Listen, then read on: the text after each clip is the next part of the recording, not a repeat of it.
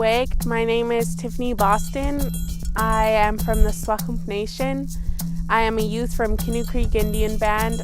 I currently live in Williams Lake, and I want to know what reconciliation means.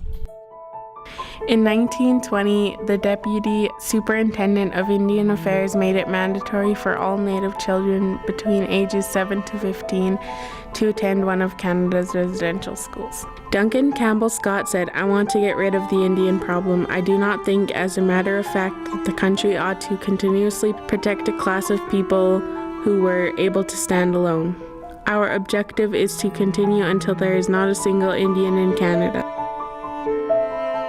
I turned to grade 7. It was time for me to go into Williams Lake Residential School, and we've been getting loaded into a vehicle. Mind you, it's a truck, like a cattle truck or something. And then I was so excited to go to residential school in Williams Lake with my friends that we're finishing grade 7 with.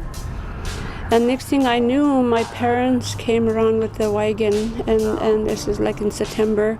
And my parents came around and they told me that you have to come with us while I'm going to school in town. She said, "Well, you probably will learn more if you come with us." And next thing I knew, I was with them, and I didn't go to residential school. And I'm very grateful for my parents. Patrick Sill, and my mom, Renae Sill, took that step with me. St. Joseph Mission is an Indian residential school built near Sugarcane First Nations Reserve in 1890.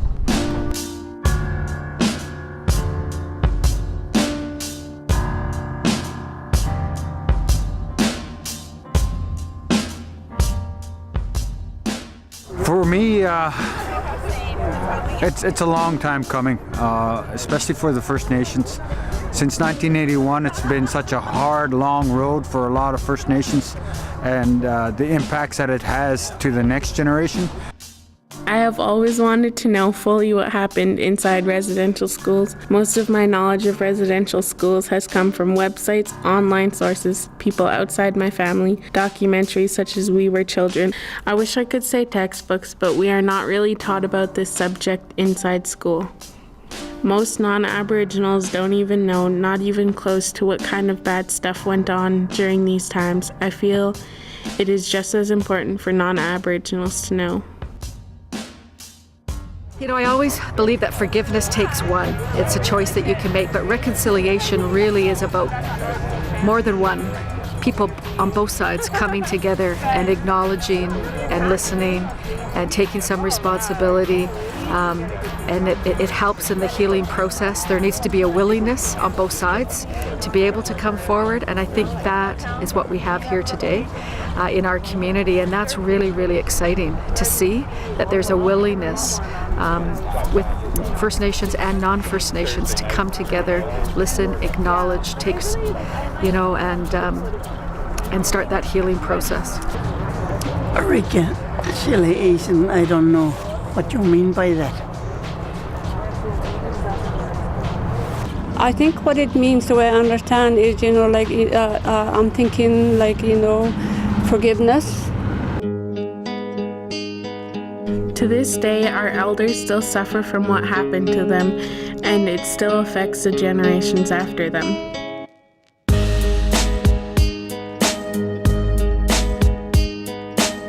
We are doing what we can to help our people heal by having conferences, events, ceremonies, even making documentaries. There is even a Indian Residential School Survivor Society and residential school crisis phone lines. That is what reconciliation means to me. At that time when I was at the residential school, the nuns, priests, brothers tell us never to talk about it again when we leave from there. When we left.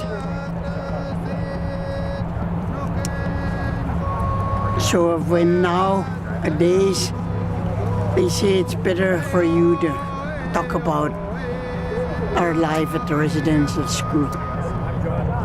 So I think that's the first step, is just listening, understanding what's happened, so we can acknowledge and honor and learn from that. And so then together we can chart our course of how we can be respectful, not make similar mistakes, and be able to move forward together. If we're going to move forward, is that like what you guys are doing, like interviewing people and all that. We talk about it, and like it'll never go away. It'll always be there, right? So therefore, it's good to talk about it. Our people want to heal. We cannot forget is that there was a school here. Put it into the past. And it was one of the worst in Canada. And forget about residential schools. Its legacy still remains with the First Nations. But I think it will never be forgotten. Let's change that legacy. Let's create something more for the next generation. Your generation told my generation. I will tell the next generation. And they will tell the generations after them. We are the teachers, the messengers for the future of our mother, the youth, the peace era. The youth, the peace era.